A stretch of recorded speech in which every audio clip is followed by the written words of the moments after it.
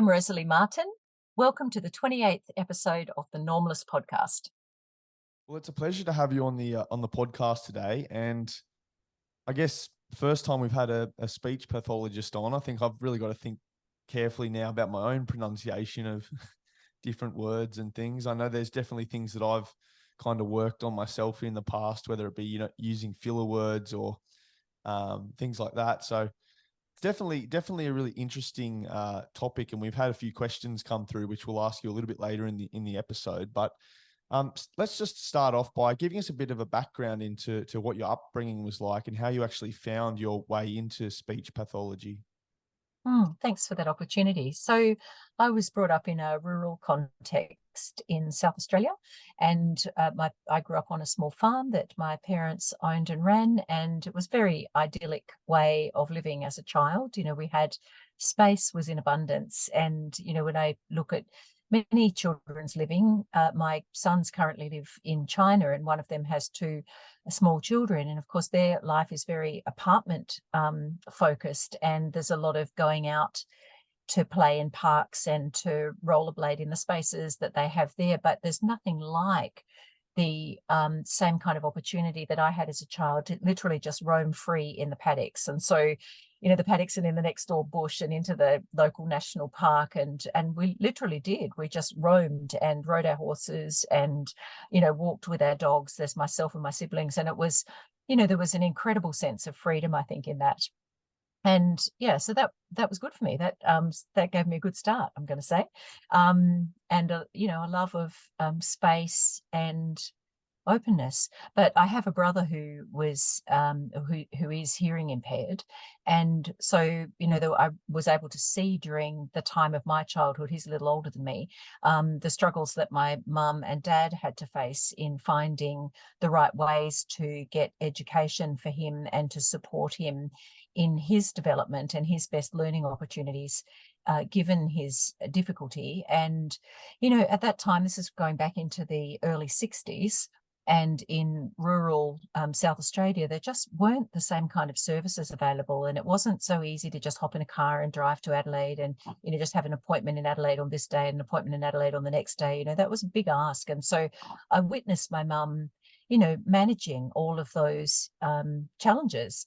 And there was something, I guess, in it. At the time that I was 18 and applied to become a speech pathologist, I don't think I could have articulated that those variables in my childhood about sensing the bigness of freedom and possibility, but also sensing the challenges around not being able to communicate. I don't think I could have articulated that they were part of my formation for my career, but when I look back, I can really see that they were.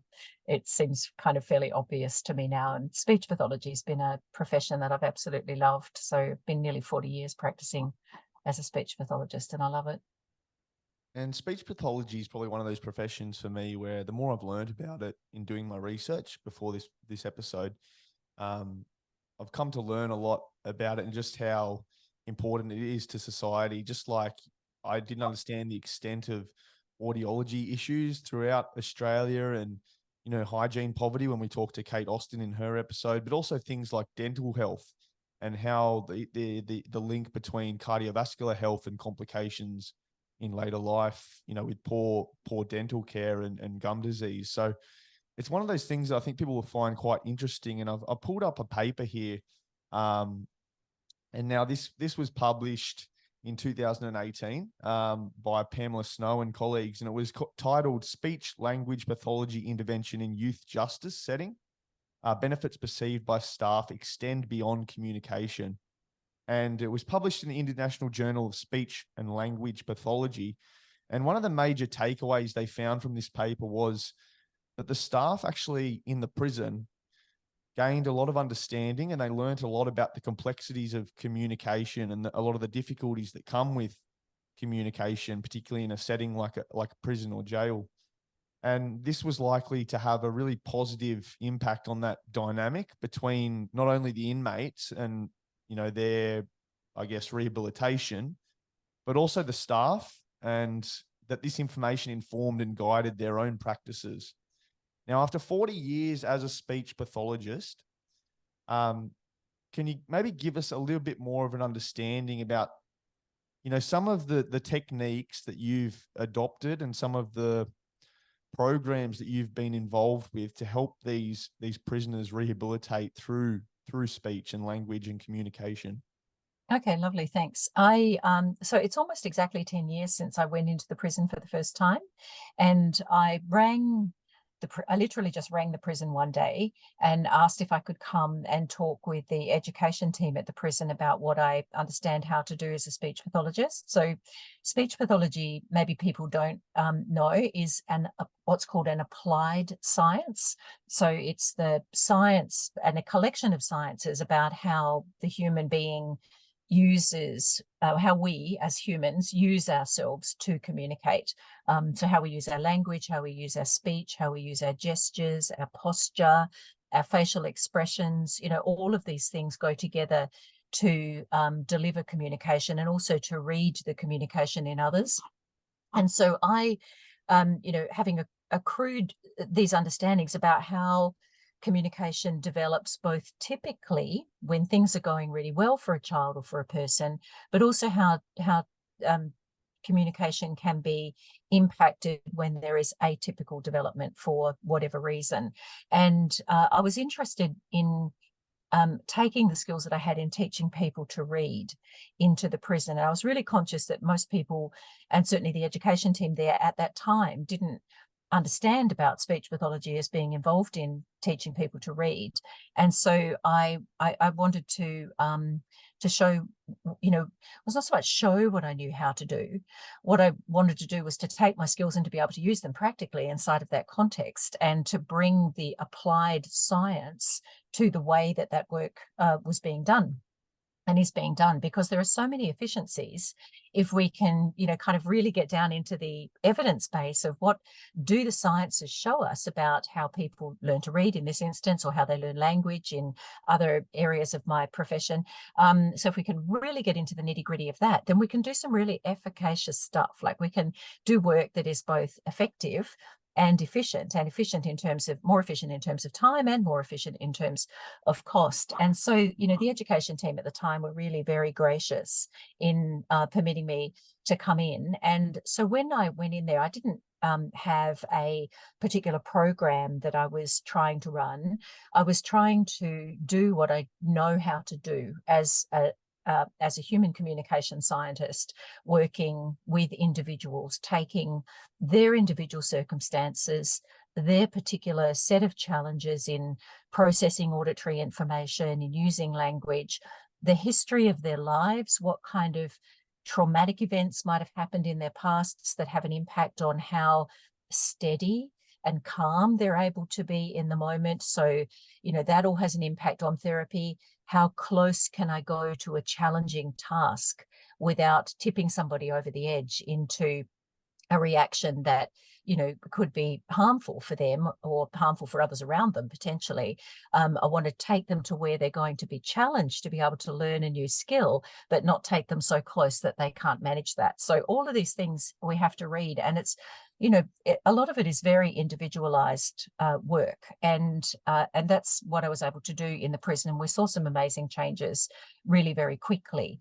And the people that were working with me recognize, gosh, there's some things here that we have just never done before. There are elements in the work that we see Rosie doing that we haven't ever enfolded into the processes for teaching reading. And yet we were getting, some really quick and impressive results. And so it wasn't so much about a program. It was actually, and I love this about this story, because it was actually just about the application of the science. And if we apply the science well, then we can actually expect to get results and to get changes. So, that was really great. And I'll say, perhaps in response to your question there about across that 40 years, I'm going to say that what we know about, in this case, reading science, but also the sciences around how human communication develops generally, we've become sharpened in our knowledge in these things across the decades in which I've been working. And so I feel now, 40 years on, that I have many, many more tools in my belt to be able to work with people than what I did a number of years ago. That said, I'm also going to say that there are a number of tried and trusted tools that I totally had 40 years ago that I still use every day. So, things change and things stay the same. But yeah, as if we're true to the process of science, then we need to follow where the evidence goes. And it's actually a great pleasure to do that. And we shouldn't be frightened of doing it because, it just means that we're improving and able to improve our services. You talked there about,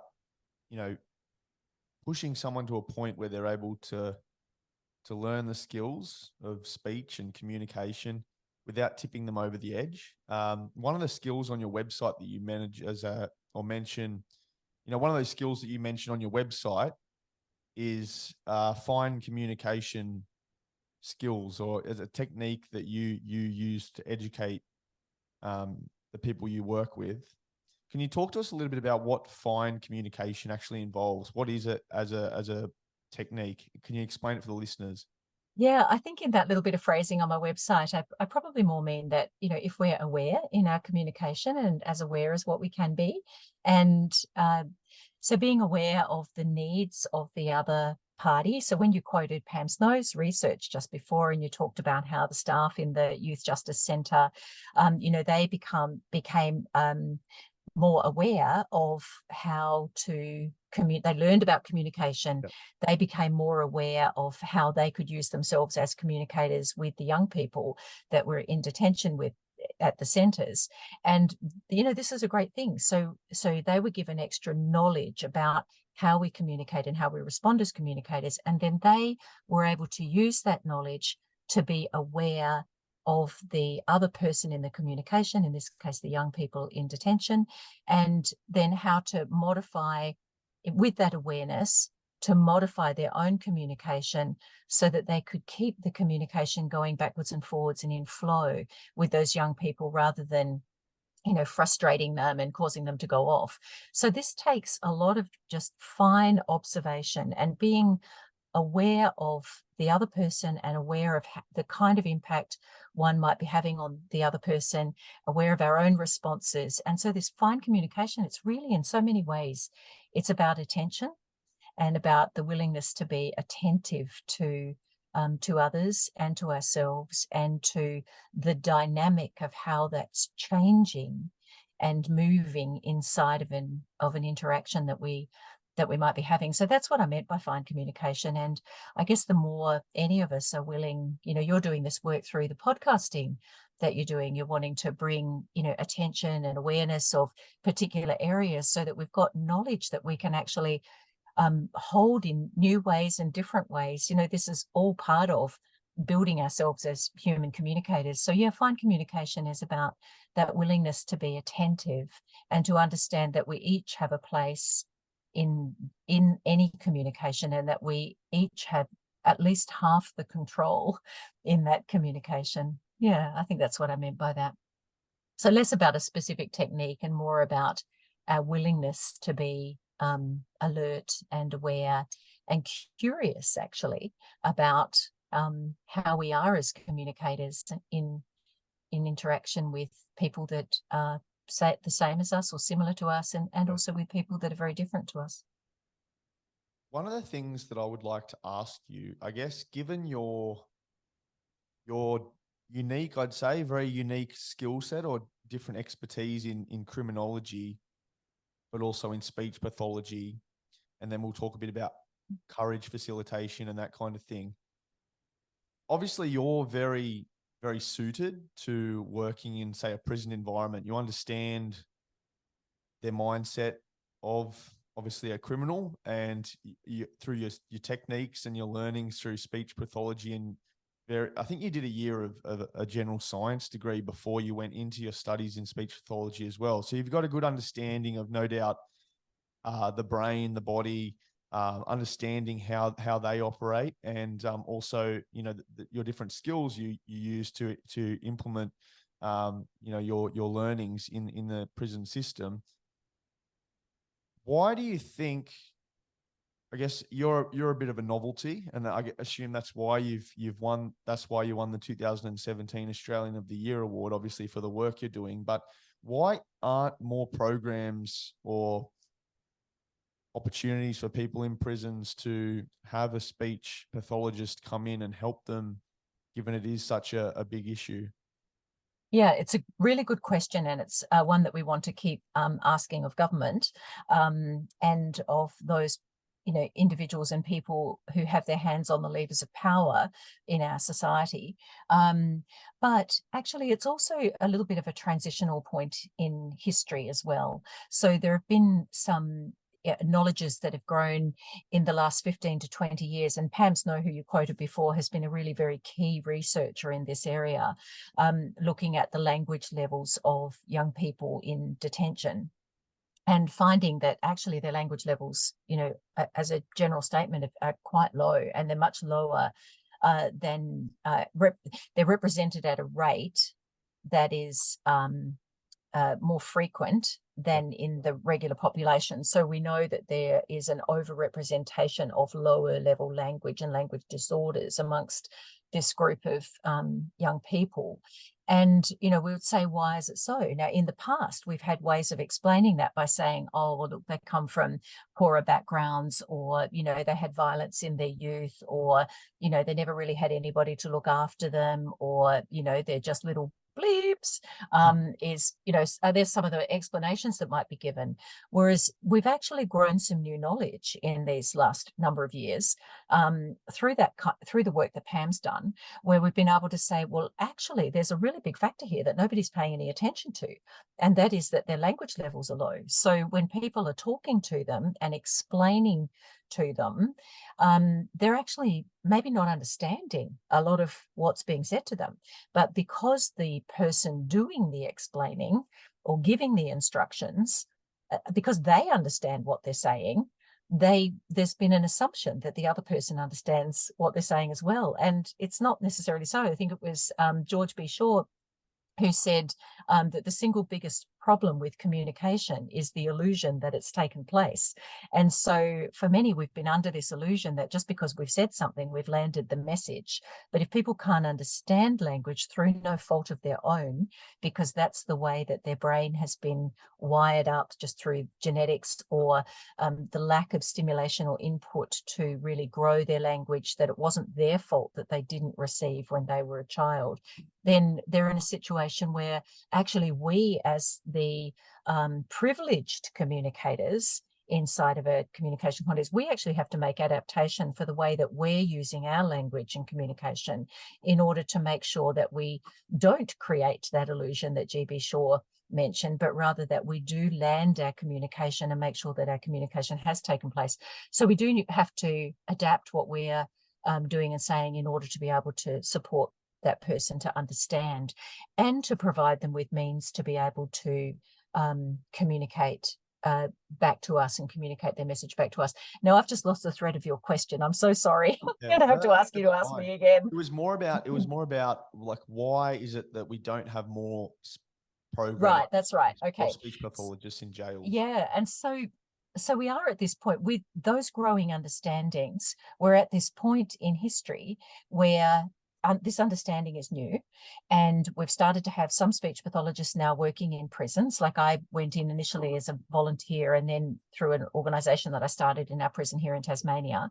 But there are some prisons on the mainland that are now employing speech pathologists, but that's not yet as thick and as wide as what we would like it to be, because it's still only fairly new information, and we're still actually helping our general population to understand that, to have a lens, a communication skills lens on our interactions with people and on the kinds of challenges that might have affected them in their lives that have brought them into prison, is actually a really important lens. So in the past, we've had all these other lenses that we haven't thought about communication. So that's new to the community. So the community needs to, for that to flourish and for speech pathologists to be abundantly in carceral contexts, which I would love to see happen.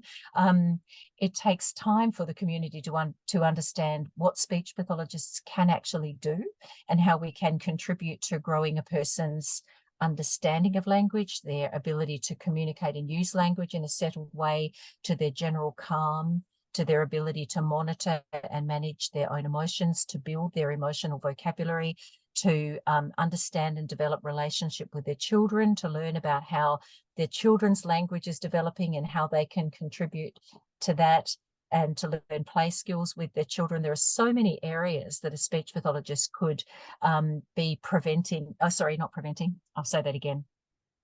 There are so many areas in which a speech pathologist could be making value add, but our community probably doesn't broadly understand that yet. And also, governments who I guess we would want to pay the speech pathologist to be in there to do the work are not yet fully aware of that either. So as a profession, we've got ongoing advocacy to do for the work that we understand and that we can deliver.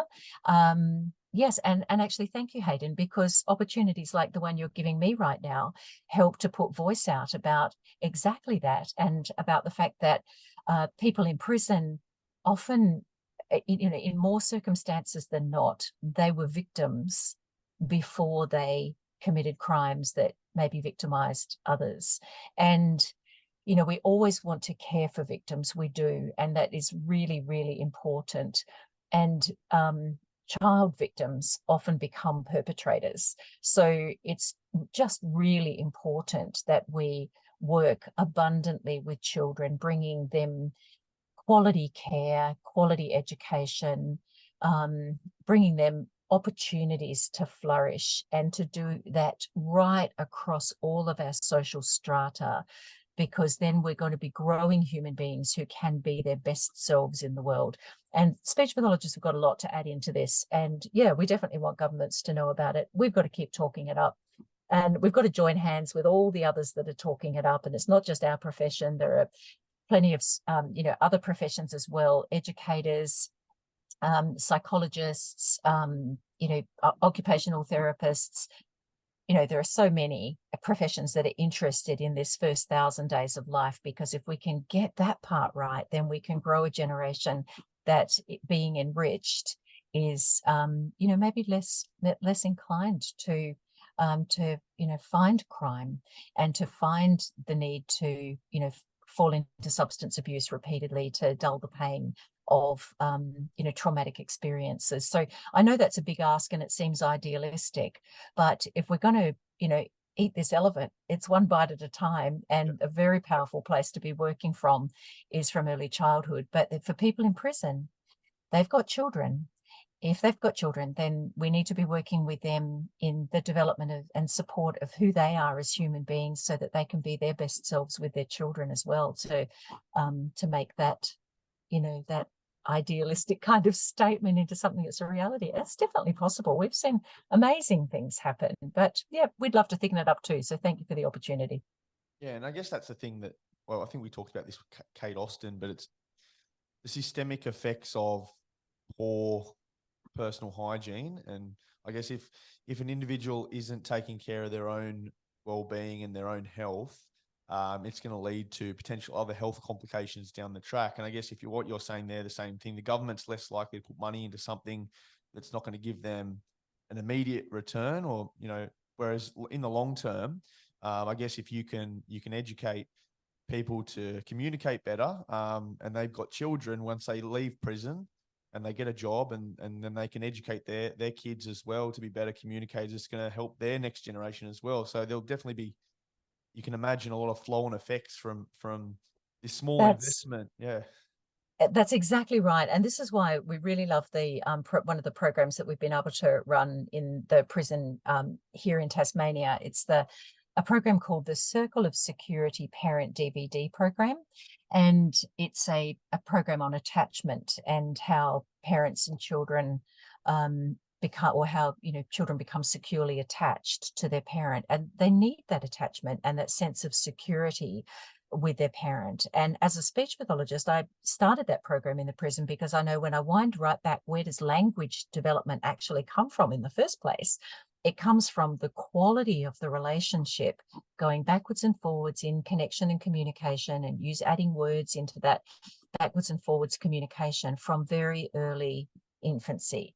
And so if the quality of that attachment and security of attachment is not present, then that affects the relationship, which affects the opportunity for language to be planted into that child. And so we got very interested in running this parenting program in prison, and we have been doing that, and it's been an absolute joy. We've been calling it Just Time. And so Just Time is the circle of security as this main central tool in the program, but delivered by speech pathologists who, in the delivery, can support the language comprehension and language expression of the reflective conversation about the concepts of attachment that take place during that group program. Anyway, so here's the good news in response to what you were just saying before about, how the governments can listen, or maybe are more inclined to listen if they can see that there'll be value flow out of it. We had a social return on investment analysis done of our Just Time program, and it returned its result in March of this year, and the number sentence was 1 to 3.2.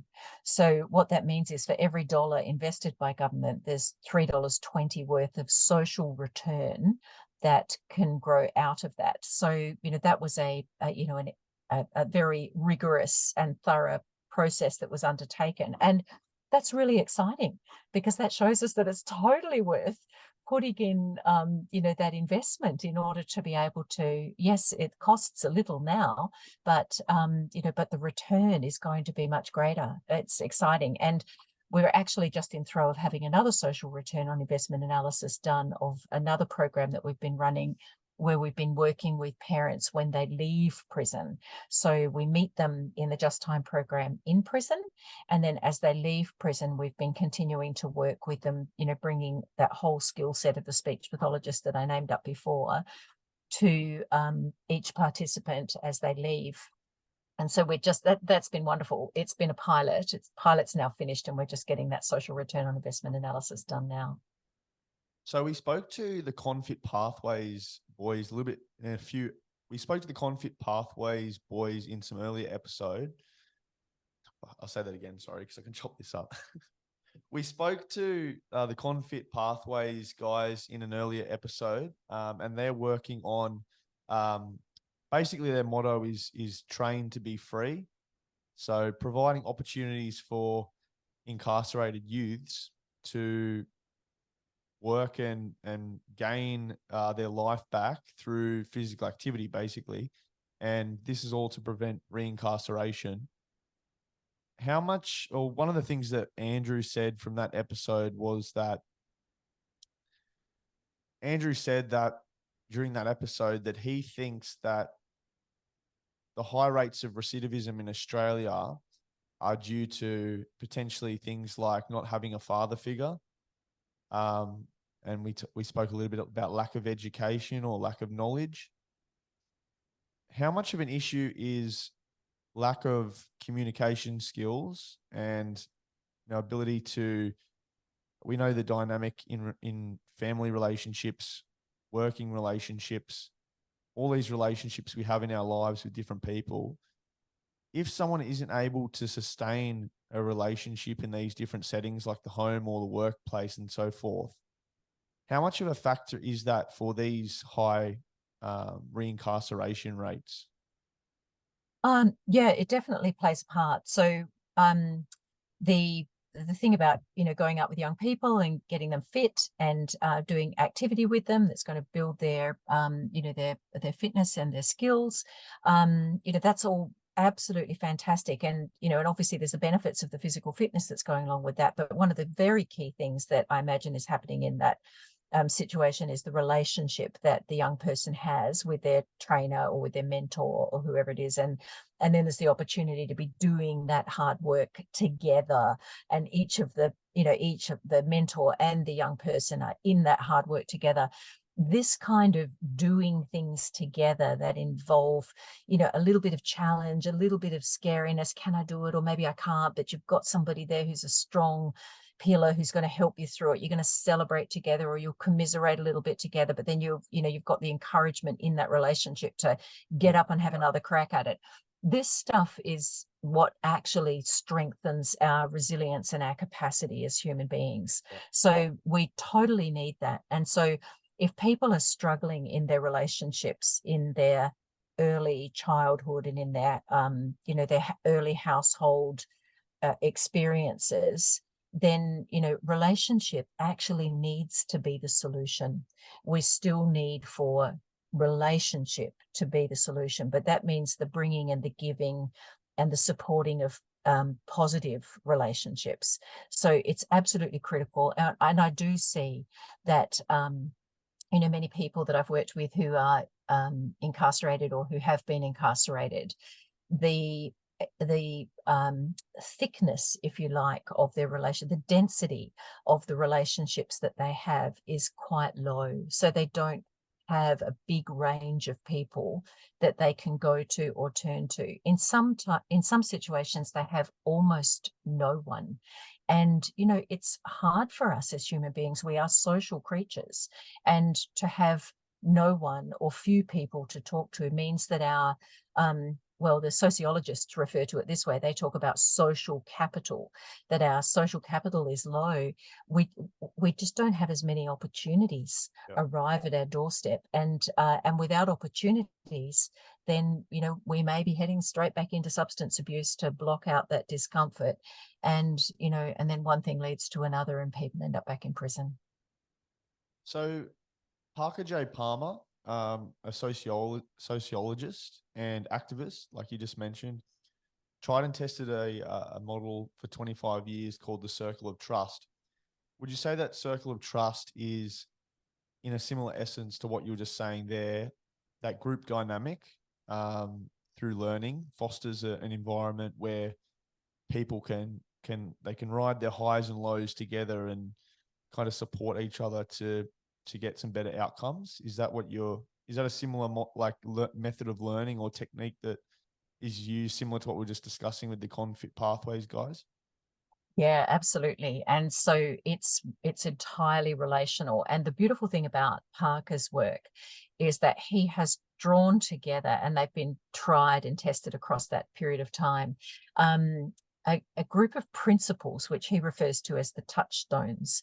And these touchstones are open source. So you don't have to be a Courage and Renewal facilitator to, get a license to use them. You can just pop onto the Courage and Renewal website and search touchstones, and there they are, and you can use them in your meetings and your groups and your different group settings. But they're very powerful set of principles to hold what we call safe space for people to be able to connect and communicate. So the structure of that safe space is that people, there's respect that is imbued in it, that one has the right to speak one's truth about a situation, but not in a way that's going to be harmful for others. And anyway, because of the strength and rigor of these principles, then a circle of trust means bringing a group of people together to share conversation about those things that matter in life. So, the kinds of circles that I've been involved with over the years are named things like the courage to teach, the courage to be free, the courage to work, the courage to die, the courage to insert the verb that you want. I think was one. Courage to create. That's right. That was another one that we did.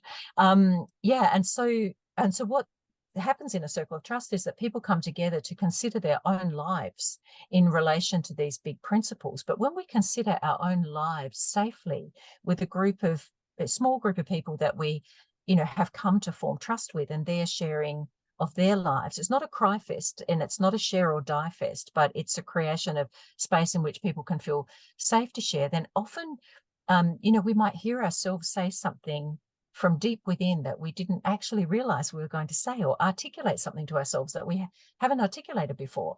And, those moments can be quite transformational.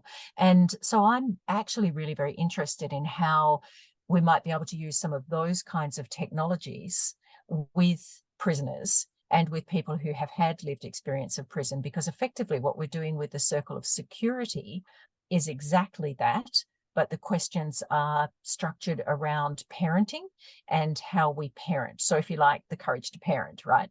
And but we could go to any number of other topics and create that same kind of space. And in fact, just this year at the National Speech Pathology Conference, I had a wonderful opportunity to run a workshop which we called Up Close and Personal.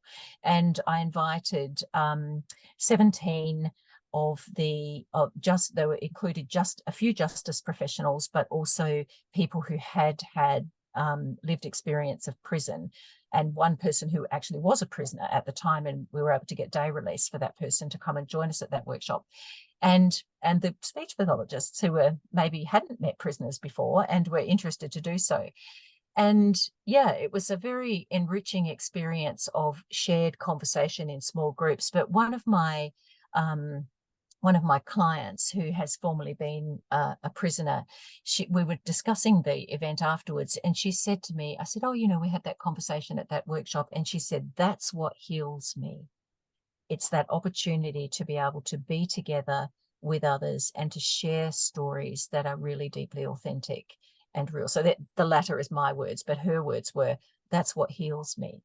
And yeah, so those kinds of conversations, that kind of safe space, we don't have quite enough opportunity in our busy worlds, in our busy societies, I think, to have that kind of connection. And yet it's worth taking time for.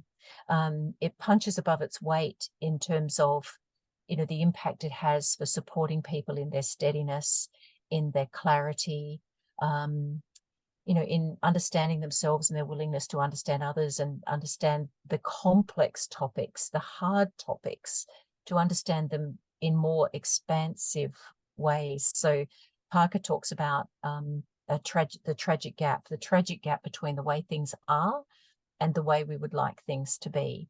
And he talks about standing. If we've got a community of others who we can, stand in those tragic gaps with, then it can, instead of breaking our hearts, this gap between the way things are and the way we would like things to be, instead of breaking our hearts into 1,000 pieces and shards and shattering them, it can instead break our hearts open to new ways of understanding so that we can actually meet each other more authentically, where we're each at, and understand each other better.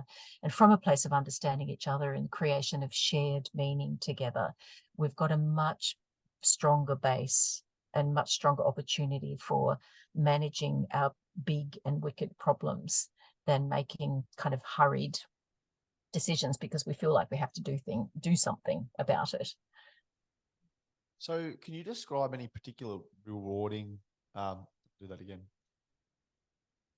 Can you describe any particularly rewarding or challenging cases you've encountered while working with incarcerated individuals? I think one of them that comes to mind is Matthew Mansfield. Read one of the ABC articles where he was struggling throughout his schooling life, and then in year 12 he got kicked out of school and really struggled from that point onwards. Is there any other cases there where you got a lot out of working with the specific individuals?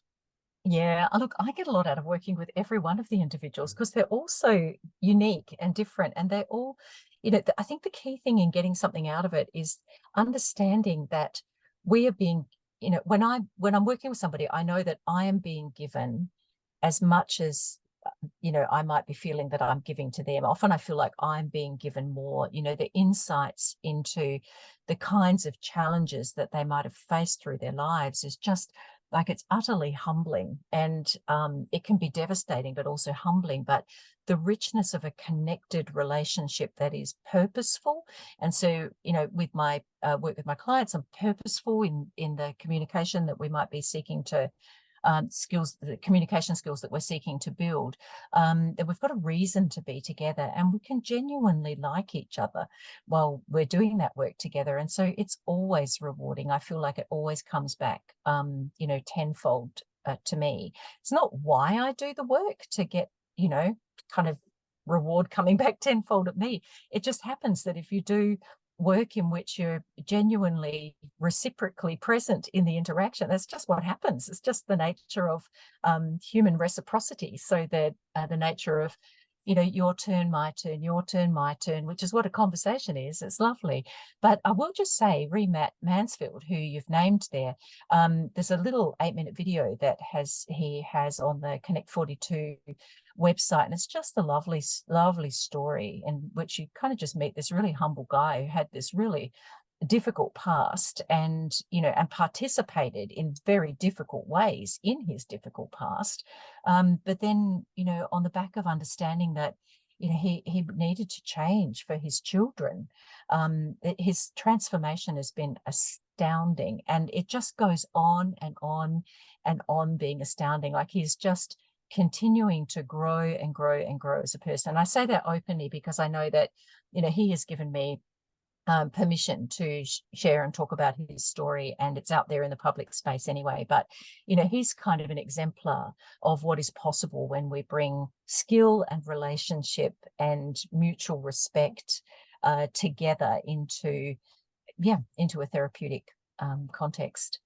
And some other stories. Look, I remember working with a guy a number of years ago, and I've said to him a few times, I had obviously mentioned Nelson Mandela, because obviously Nelson Mandela spent all that time in prison, and then he came out and he was, political situation, and then he was the president of South Africa. And anyway, so I had intermittently been telling this guy this story, and there was one of the occasions when I said to him, "Now, have I ever told you about Nelson Mandela?" And he said, "I think about 5 times." And I went, "Oh, okay, maybe I need to back up from telling that story quite so much." Anyway, a few more weeks went past, and he said to me one day, he said, "You know that guy you've been telling me about?" And I'm like, "Which guy's that?" And he said, "The one that came out and he was in prison for like 20 years or something, and then when he came out, he was the king of Africa." And I said, "Oh, you mean Nelson Mandela?" And he said, "Yeah, him." He said, "Have you got any books that I could read about?" No, he said it this way. I beg your pardon. I'll say that again so you can edit that bit. Yeah. I said, "Oh, you mean Nelson Mandela?" And he said, "Yeah, that guy that." Sorry. I'll get this right in a minute. "You know that guy you've been telling me about, the one that was in prison for, I don't know, 20 years or something, and then when he came out, he was the king of Africa." And I said, "Oh, you mean Nelson Mandela?" And he said, "Yeah, that guy. Has anyone written any books about him?"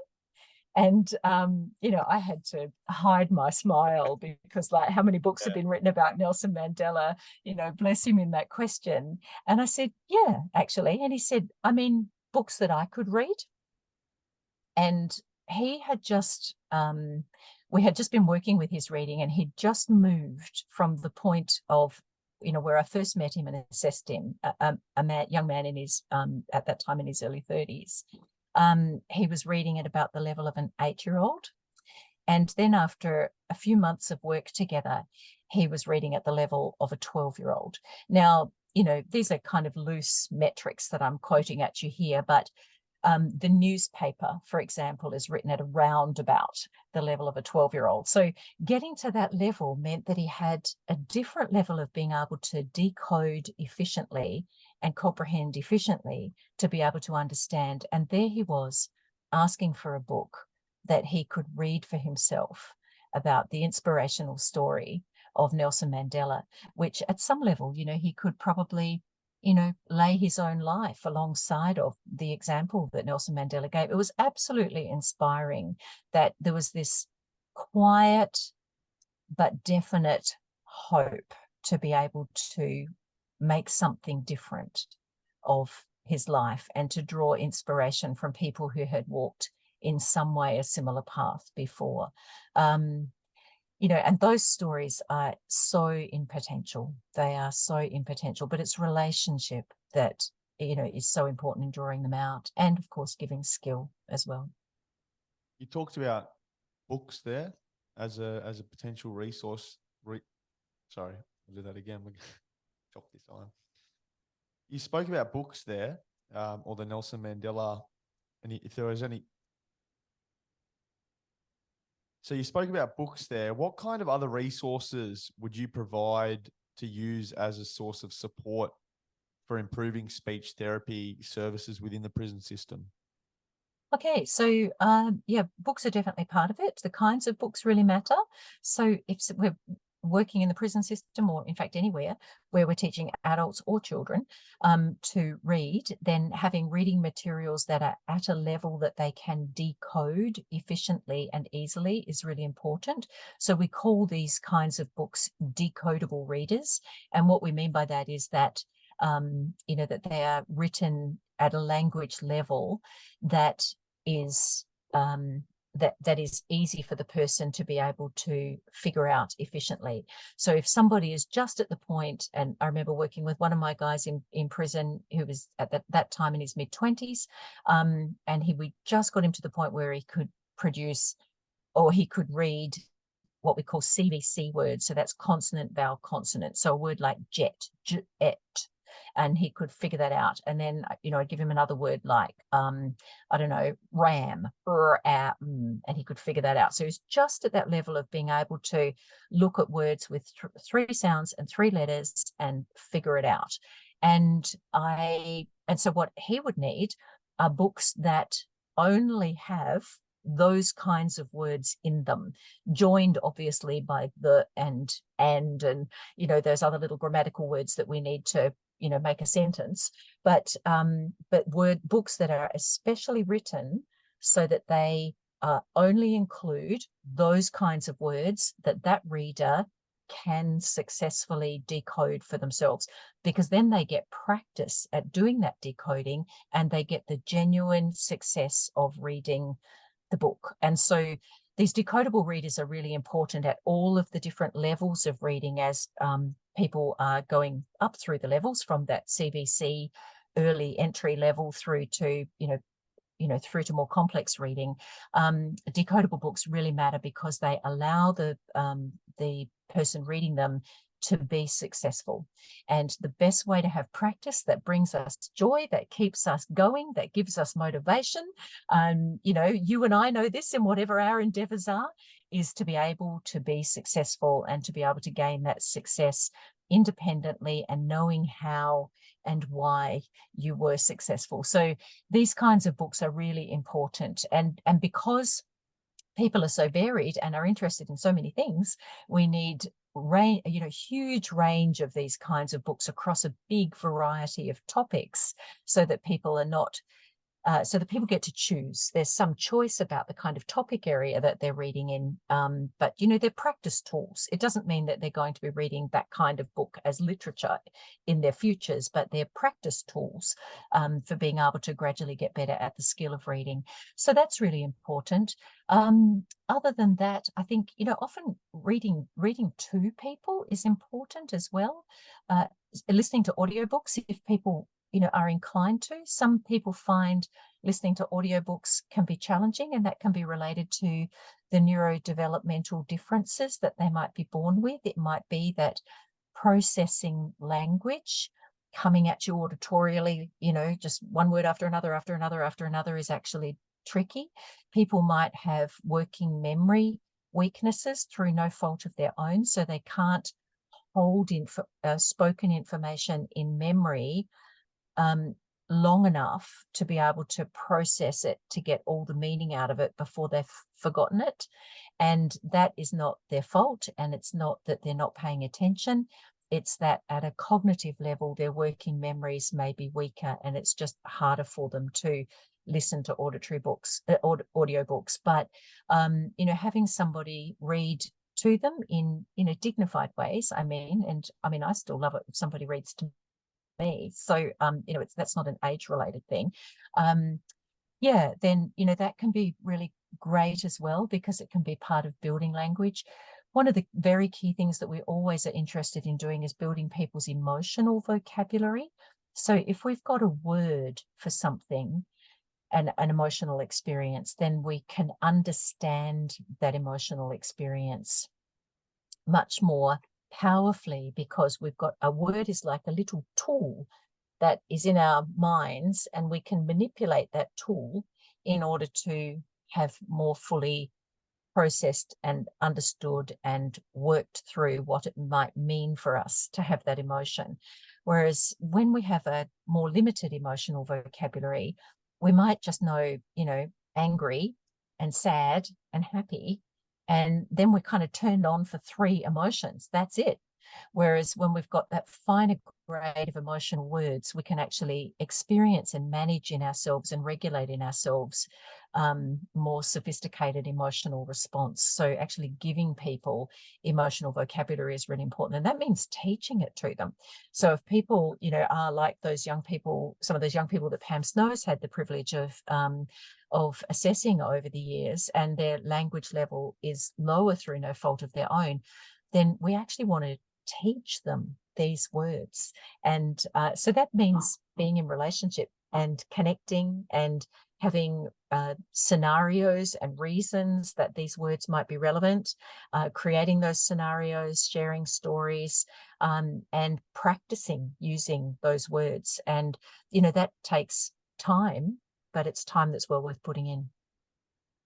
I recently sat through some presentations with PhD students from the University of Newcastle. They were Israeli background, and some of their research was looking at the barriers to learning among a lot of students, and one of those was proficiency with the English language. So this is in a school setting as well, and obviously in a university setting too. These students who have come from other countries, and they are speaking various different languages. How much, I guess, well, what, in your experience, how does providing speech therapy in a prison setting differ from other settings? So what other settings have you worked in? And Yeah. also, a secondary to that question there, the other health professionals that you may collaborate with. Thank you. So, working with people in prison is actually not that different to working with them anywhere else. It's just that it takes longer to get to where they are, because you have to get through all the security levels beforehand. But otherwise, you get into prison and meet with people to work with them, and you find out they're just people. And so, pretty much for me, working with somebody in prison is exactly the same as working with somebody in another context. And I said at the beginning of our discussion about needing to adapt what we do for the individual who is in front of us. And that is always the case, whether it's prison or whether it's at a school. So I also work in schools. I work in a clinic. I often do home visits. I do various kinds of school visits. I do visits to childcare settings. I have meetings with, in fact, I've just come today from spending the day working with teacher assistants at a school and just running this very intense and personalised little sets of professional developments with them to specifically teach them the vocabulary that they need to understand about reading instruction, so that they can do the work of bringing reading instruction to the children that they're working with better. So it's pretty varied. So, and it doesn't matter who it is. If I'm, say, working with the teacher assistants, now they've got good communication skills, they've got good literacy skills. I'm not doing speech therapy with them as such, but I am wanting them to learn something from me. So I just need to bring in my work with them all the same principles of learning that I would bring to a client that I'm doing genuine speech therapy with. And that is, it's got to be enjoyable for them. It's got to feel safe for them. They've got to feel that they can participate without being at risk of feeling foolish or not being able to do something or not being able to accomplish it. So it's my job to make sure that the tasks I'm presenting them with, or the learning steps I'm presenting them with, are small enough and well enough sequentially ordered that it's going to make sense, and I can just lead them along that learning without them feeling like they can't do it and being left in a position where they feel like they can't do it. I've got to challenge them with enough, but not too much. I've got to make sure that they get enough repetition of a skill or a word that they're learning, a term that they're learning. They get enough repetition of it that it begins to embed. And so then it actually becomes that little tool in their mind that they can then use for their own purposes when they're out there, applying it or doing the work or using that new skill. So all of those things have to happen regardless of whether it's a prison, and pretty much regardless of who it is. And my job is to make sure that I line all those things up just right for that person. And also further to that, what specific communication issues do you see most commonly among inmates specifically in a jail setting, but also in those other diverse settings that you just talked about there?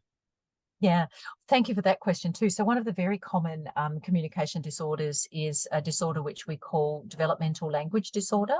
And developmental language disorder is a disorder in which language doesn't develop in the way that we expect it to, but where we can't really see any other biological reason why that wouldn't be happening. So these kiddos present as late talkers very often. So they're the little ones who at 2.5, 3.5 are not using language yet or not using much language yet. And they grow into their their childhood and their young adult selves with this lower level of language. Now we know that from statistics and research that have been done across countries actually, that about 1 in 14 children have developmental language disorder. So it's often said this way, that means 2 children in every classroom, because we have around 28, 29, 30 kids in the classroom. So 1 in 14 means we've got 2 kids in every classroom with developmental language disorder. But guess what? They leave school, they turn 18, they're not children anymore, but we've still got 2 people out of every 14 in our adult society who, through no fault of their own, have been, got this different organization of the way that their brain is able to learn language, and learning language is harder for them.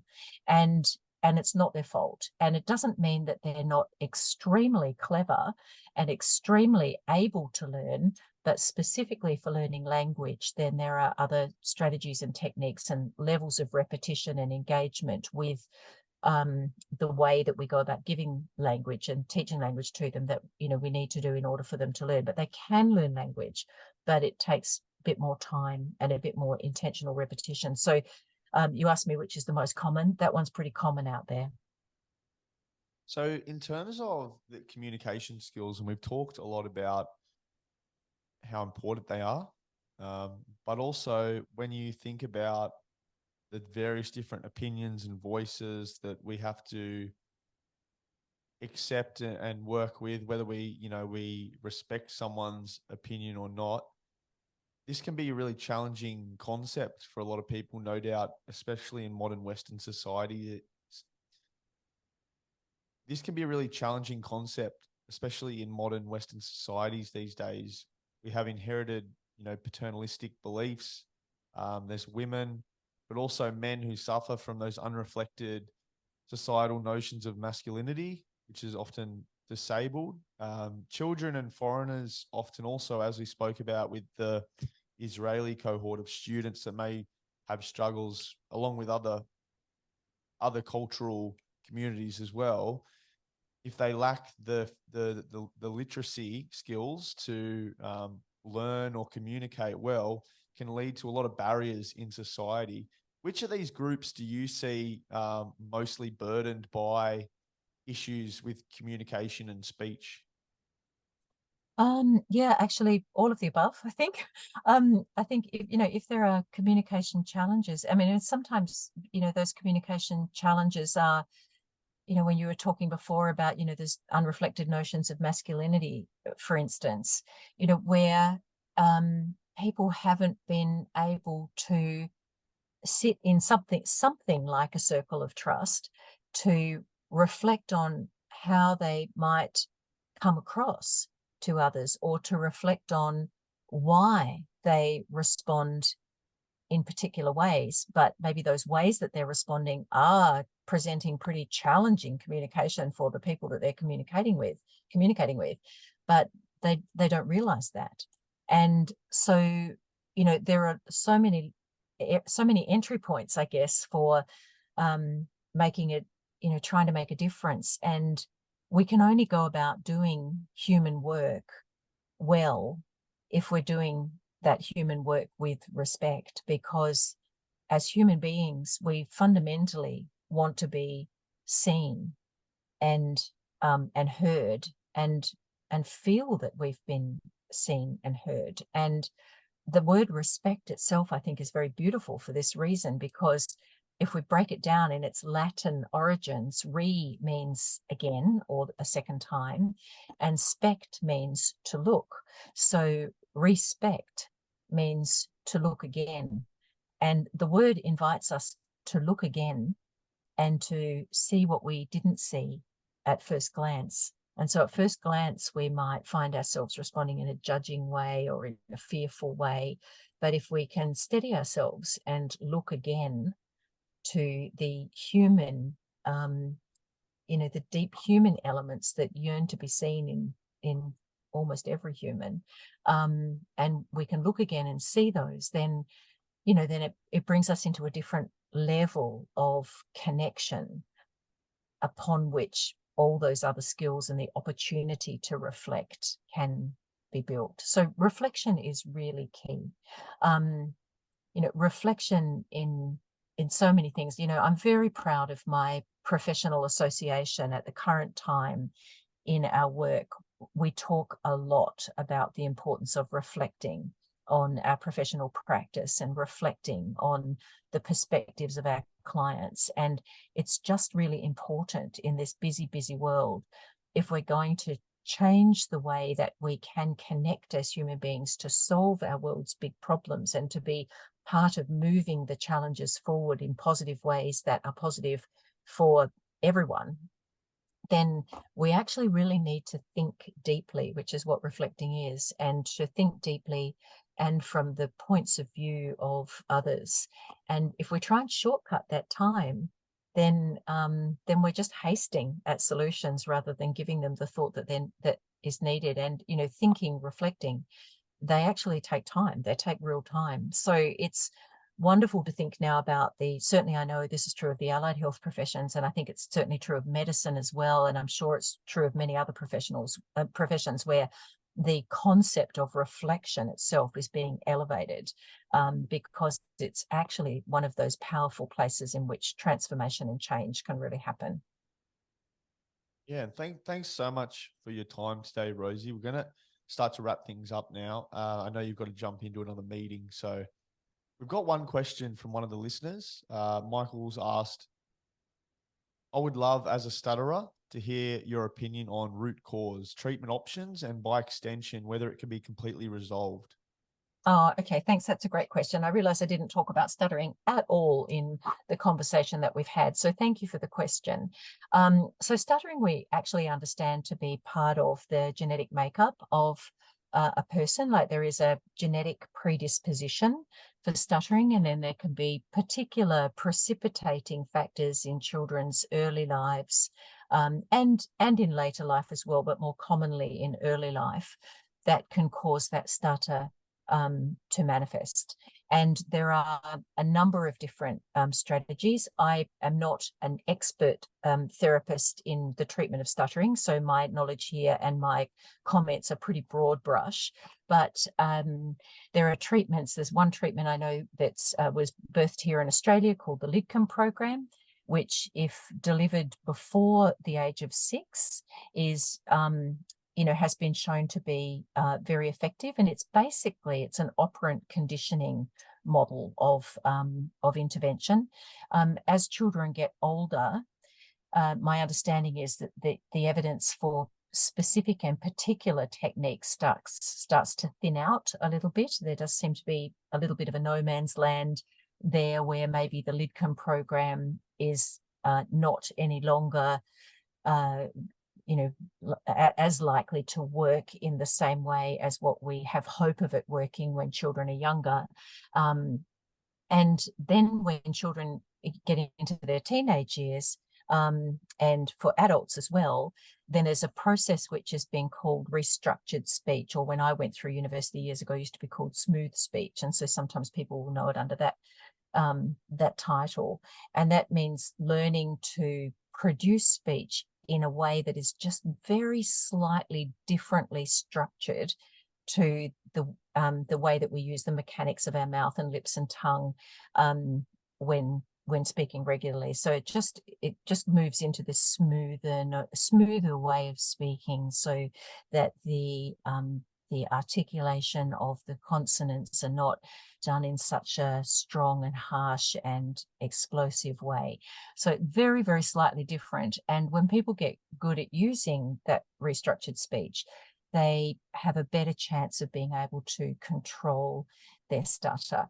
But there are all sorts of anxieties that can hang around the edges of stuttering as well, understandably, and they can be interfering. And so people often need support in understanding themselves more deeply as a whole human being, not just in response to the production of speech. And, so this is when you asked about other health professionals a moment ago, and I don't think I answered your question. So this is where we can, very much join up with, an excellent psychologist who can support and work with somebody in their anxiety while we're working on the stuttering aspects.